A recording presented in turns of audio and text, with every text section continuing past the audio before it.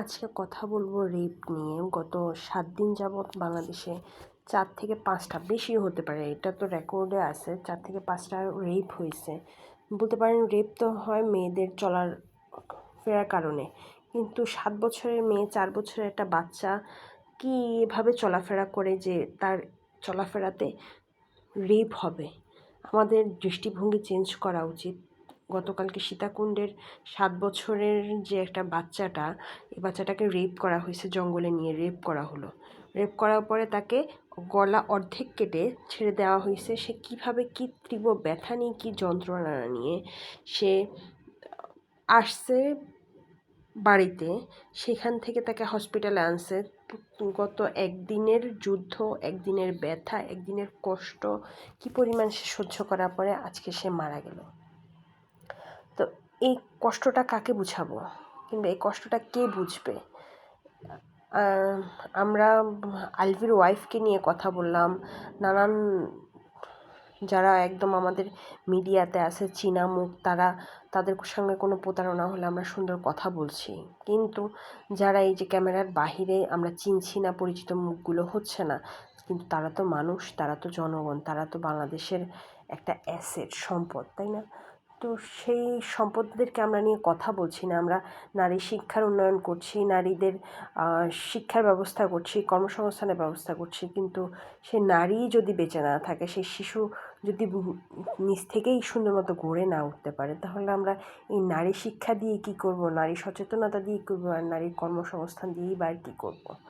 আজকে আমি ঈশা আপু, আমি একটা কমেন্টসে লিখে দিব ওনার ফেসবুক কমেন্ট আইডিটা, ওনার ভিডিওটা দেখলাম। উনি বলল যে সবাইকেই আমাদের ভয়েস তোলা দরকার, যে হ্যাঁ কেন আমরা ভয়েস তুলতেছি না?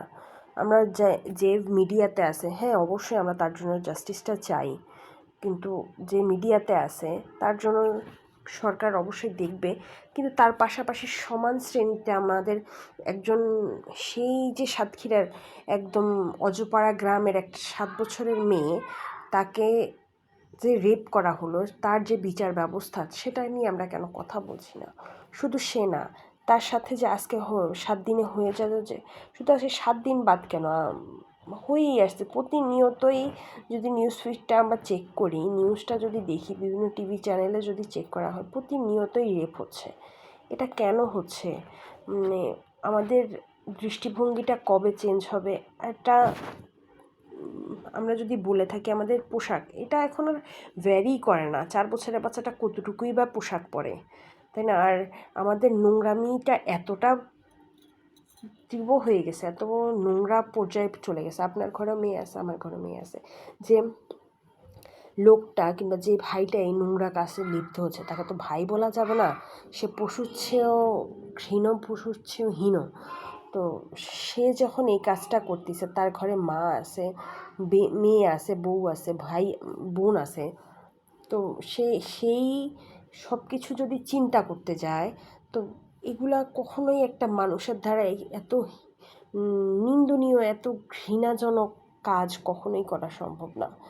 তারপরও আমাদের সমাজের কিছু নোংরা কুৎসিত মন মানসিকতার পুরুষের কারণে আজকে সমাজটার এই অবস্থা। আমাদের সমাজে যদি নারীদেরকে উঠতে না দেওয়া হয়, মানে আমার ফেসবুক পেজে আমি ইকরা আপুকে নিয়ে 2-3টা ভিডিও ছাড়ছি। আমরা যারা কিনা ইকরা আপুকে নিয়ে ভয়েস তুলছি, যারা কিনা ইকরা আপুকে অন্যায়ের সাথে আমরা কথা বলছি, যে হ্যাঁ ইকরা আপুর অন্যায় হয়েছে, ইকরা আপু এটা করা ঠিক হয় নাই, ইকরা আপুর সাথে অন্যায় হয়েছে, যারা কিনা আমরা ইকরা আপুর জন্য ভয়েস তুলেছি, তারা প্রত্যেকে ঈশা আপু ব্লগে এটাই বলে দেওয়া হলো যে হ্যাঁ আপনারা যারা কিনা ইকরার জন্য কিংবা অন্যান্য অন্যায়ের জন্য যেরকম ভয়েস তুলতেছেন, তারা অবশ্যই এই যে নিন্দনীয় এই যে কাজটার জন্য মানে মুখে আনতেও লজ্জা লাগে। এই মানে কি যে একটা নোংরা কাজ, রেকর্ড দেখলে বোঝা যাবে, ওয়ার্ল্ড ওয়াইড রেকর্ড দেখলে বোঝা যাবে বাংলাদেশ না জানি কততম স্থানে আছে। মানে এদের এত নিন্দনীয় কাজ কেন তোমাদের করতে হবে? তোমরা অন্য কাজ করো, তোমাদের মা বোনদের দিকে তাকালে কেন? এই কাজ তো জীবনে কখনোই আশাই করা যায় না। মানে আমি অ্যাজ আ পুরুষ হিসাবে কেন এই নোংরা কাজে লিপ্ত হব? একটা 7 বছরের বাচ্চার মাঝখানে তুমি কি পাও পুরুষ? মানে এই ছোট, মানে মুখে বলা যাচ্ছে না যে কি বলবো আমি। আমি যে আজকে একটা ভিডিও করতে যাচ্ছি, মানে এটা কতটুকু রিচ পাবে, কতটুকু কয়টা মানুষ শুনতে পাবে, আই হ্যাভ নো আইডিয়া। কিংবা এই সমাজটাকে চেঞ্জ করার জন্য সবাই একটু ভয়েস তুলুন। এই বাচ্চাদেরকে আজকে সাতক্ষীরার ওই 7 বছরের বাচ্চাটা হয়েছে, ওই জায়গায় আমার বাচ্চাও থাকতে পারতো, আপনার বাচ্চাও থাকতে পারতো, আমিও থাকতে পারতাম। 15 বছরের একটা বাচ্চাও দেখলাম যে রেপ হলো, তো সে কিশোরী, তো সেই বাচ্চাটাও যখন রেপ হলো, আমি আপনি হতে কতক্ষণ সময় লাগবে? আপনাকে আমাকে নিয়ে সরিয়ে নিতে এদের যারা এটা টার্গেট করে, যারা এই সমস্ত নোংরা কাজ করে, তাদের অন্য কিছু দিকে নজর থাকে না। তাদের এই নজর একটাই, যে তারা কখন এই যে ছোট ছোট বাচ্চাদেরকে ধরে রেপ করবে। এই সমস্ত নোংরা কাজ কখন যে, মানে এখন মানে নিজের কাছেই ভয় লাগে যে কখন নিজের সাথে কোনো না কোনো দুর্ঘটনা হয়ে যায়।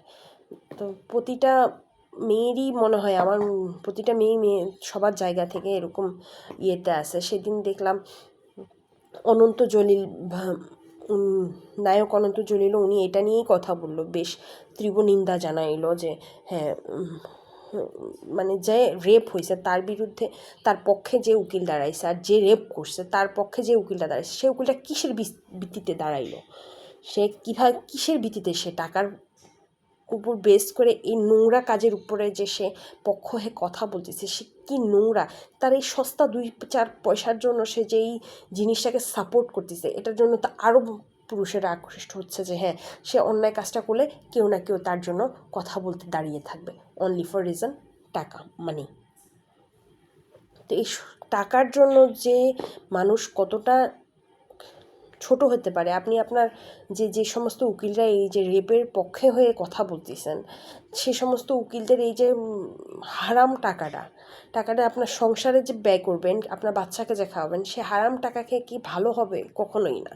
আপনি মানে অন্তর্জলিল ভাইয়ের কথাতে সরাসরি এভাবেই সেই উকিলটাকে বোঝানো হয়েছে, যে উকিলটা ধর্ষকের পক্ষে হয়ে দাঁড়িয়ে কথা বলে, সে উকিলটার সাথে কথা বলা ইঙ্গিত করা হয়েছে সরাসরি, যে হ্যাঁ, তুমি কেন দাঁড়াইতেছ এই রেপ বাচ্চাটার পিছনে?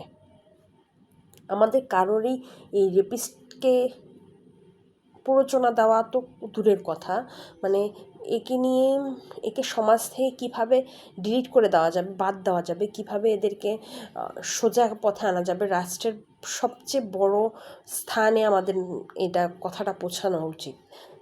মানে যারা কিংবা শিশু অধিকার, নারী অধিকার নিয়ে অধিদপ্তরগুলোতে পরিচালনা করতেছে, তাদের এই জিনিসটার দিকে দৃঢ়ভাবে নজর দেওয়া, যে হ্যাঁ, আমাদের শিশু সন্তান, মেয়ে সন্তানদেরকে কিভাবে সাপোর্ট দেওয়া যায়, কীভাবে নিরাপদে রাখা যায়। এদেরকে যদি নিরাপদে না রাখা যায়, মানে আমাদের সমাজটাকে, পরবর্তী জেনারেশন যে একটা সুস্থ, সুন্দর, স্বাভাবিক সমাজ পাবে এই নারীদের মাধ্যমে, সেটা কখনোই সম্ভব হবে না। কারণ আপনি তো গড়ে উঠাইতেছেন নিচ থেকে একদম দুর্বল, পিছিয়ে পড়া সমাজ। মানে মেয়েরা যে উঠে আসবে যে সাহসটা নিয়ে, সেই সাহসটাই তো ওই যে নোংরা চিন্তার পুরুষগুলা নষ্ট করে দিয়েছে। তো ফিউচারে যে আপনি একটা ভালো সমাজটা পাবেন একটা নারীর থেকে, কিংবা নারীকে যে শিক্ষিত করার জন্য যে সুন্দর একটা সমাজ করবেন, সেই নারীকে তো আপনি গোড়া থেকেই তো দুর্বল করে দিতেছেন, তাই না? 2-1 4 10 নারীকে নিয়ে তো আর আপনি সমাজ গড়তে পারবেন না। সেই মানে অজপাড়া গ্রামের সেই মেয়েটাকে যদি আপনি শিক্ষিত করে না তুলতে পারেন, দেশের মানে শতাংশ আপনার বাড়াবেন কীভাবে? শিক্ষার হার বাড়াবেন কীভাবে? উন্নতির হার বাড়াবেন কীভাবে? উন্নতির হার তো বাড়ানোর অপশনই আপনি কি নিজের আশেপাশের মা বোনকে সেভ করার মাধ্যমে কি নিজের উন্নতির হার বাড়াবেন? কখনোই সম্ভব না, কখনোই সম্ভব না। আপনার ওই অজপাড়া গ্রামের সেই মেয়েটাকে, সেই মাটাকে, সেই বোনটাকে যদি আপনি নিরাপদে সাপোর্ট দিতে পারেন, সে যদি স্বাবলম্বী হয়ে উন্নতি করতে পারে, নিজের সমাজটাকে, নিজের পরিবারটাকে উন্নতি করতে পারে, ওখান থেকে যে ওই যে সাতক্ষীরার বাচ্চাটাকে যদি আপনি নিজে সাপোর্ট করতে পারতেন, নিজে রক্ষা করতে পারতেন, তাহলেই সেরকম সাতক্ষীরার মতো লাখো সাতক্ষীরা নিরাপদে থাকলেই আপনার দেশের অর্থনীতিতে বিপুল বিপুল পরিমাণ সাপোর্ট আসতো, তাই সেটা তো হচ্ছে না। মানে আজকে 7 দিনে যদি 4 থেকে 5-7টা মানে এগুলা তো জাস্ট নোট করা, তাই না? এগুলা জাস্ট নোট করা, কিন্তু যেগুলা নোট করা না, মানে ইয়ের বাহিরে কোনো নিউজে আসতেছে না, কোনো বাবা মা ভয়ে রিপোর্ট করতেছে না, কোনো আত্মীয় স্বজন নিজের চক্ষু লজ্জার সমাজ লজ্জার কারণে রিপোর্ট করতেছে না, সেগুলো তো আর চোখের আড়ালে, মানে সব চোখের আড়ালেই রয়ে যেতেছে। কয়টা জেনে আমাদের হাতে গোনা হয়তো বা 2-4টা আমাদের চোখের হাতের গোনা আসতেছে, কিন্তু যেগুলা আসতেছে না সেগুলা তো আমরা তো জানিও না, ওগুলা নিয়ে কথা বলার তো অপশনই নেই। তো আমরা কথা বলার অপশনটা রাখবোও না। কেন আমরা কথা বলবো? কথা বলার অপশন যে কারণে হচ্ছে সেটা আমরা আগে বন্ধ করে দিই। মানে এই সমাজে নিকৃষ্ট কাজ যেগুলা করছে এগুলো দাঁড়িয়ে থেকে গণপিটুনি দিয়ে বন্ধ করে দেওয়া, মানে এগুলো ওখানেই, মানে একজনের যদি পর্যাপ্ত শাস্তি নিশ্চিত করা যেত তাহলে সবগুলা ভয় পেত। তো এটা ভয়েস তোলা প্রয়োজন ছিল। আর আমার নিজের ঘরে আমি নিজে, মানে কি বলবো, কথা হয়তো বা অতবা গুছিয়ে বলতে পারতেছি না, মানে নিজে যখন সেফ ফিল করব না, নিজের বাচ্চাটাকে যখন সেফ ফিল করাবো না, আমার ঘরে মেয়ে আছে, আমার নিজের বোন আছে, আমার মা আছে, আমি আছি, তো আমি নিজেকে সেফ করতে পারতেছি না, নিজেকে নিজে সেফ মনে করতে পারতেছি না, তো আমার মেয়েকে কি সেফ রাখবো, কি আমার বোনকে সেফ রাখবো, কি মাকে সেফ রাখবো, তাই না? যারা এই সমস্ত, তাদেরকে প্রচণ্ড মনোযোগ দিয়ে আমি আমার নিজের একটু ক্ষুদ্র মানুষ, কিন্তু দেশের জনগণ তো, তাই না? তো সেদিক থেকে যে আমি নিজেকে সেফ মনে করতে পারতেছি না, এটা ওয়ান অ্যান্ড অনলি এই যে সমস্ত রেপিস্টের কারণে। সেই যে সাতক্ষীরার বাচ্চাটা, আমি আবারও মানে শোনার পর থেকে আমার আজকে সেদিন একটা ছবি দেখলাম, 6-7টা মেয়ের একসাথে ছবি, এটা মানে এদের সমাজটা কিভাবে বাঁচতেছে এখন, যেরকম মানে যে চলে গেছে সে তো তার দুঃখ কষ্ট নিয়ে সে চলে গেছে, কিন্তু তার সমাজটা কিভাবে রয়ে গেছে।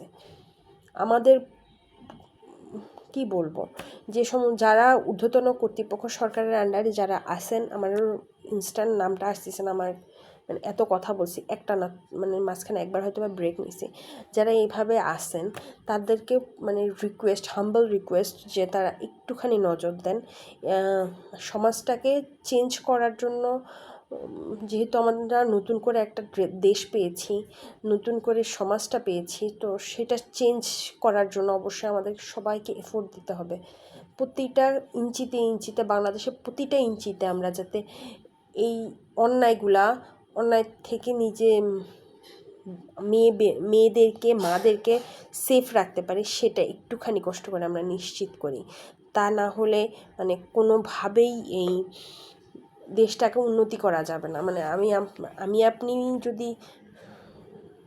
যদি এই সমস্ত অন্যায়ের বিরুদ্ধে প্লিজ যারা ইকরা আপুকে নিয়ে কথা বলছেন, কিংবা যারা এই যে আলোচিত বিষয়গুলো নিয়ে কথা বলেন, যাদের ভিউ বেশি, যারা সাপোর্ট বেশি পায়ও সামাজিক মাধ্যম থেকে, তারা প্লিজ একটুখানি কথা বলেন।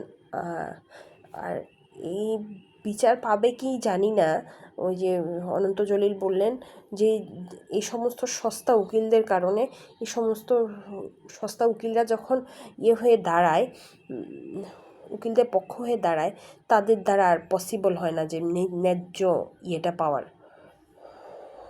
বিচারটা পাওয়ার। তার কারণ তারা তো ওখানে দাঁড়িয়ে বলতেছে যে হ্যাঁ, এই রেপিস্টের কোনো ভুল হতে পারে না, এই রেপিস্টের রাইট।